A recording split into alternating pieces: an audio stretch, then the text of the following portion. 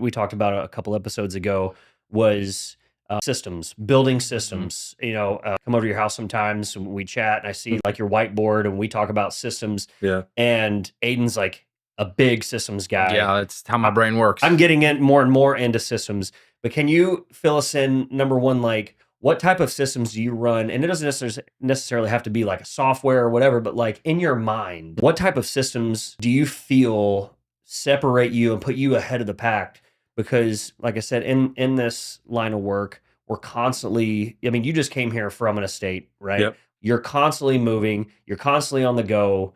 And I mean, how do you keep up with the text messages? How do you keep up with the emails and the tasks and I mean, everything that you have to do?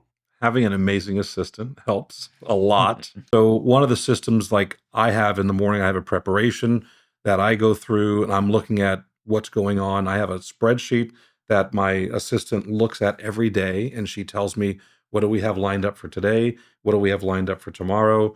She goes through all of our client emails, and she looks for any hot pressing emails and text messages and communications that may have came through the night before.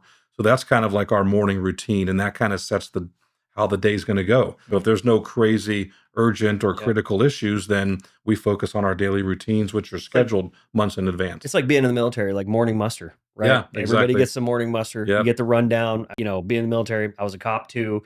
And every morning we meet, we go over the day's activities, uniform of the day, whatever it may be, just to make sure everybody's on the same page. Yeah.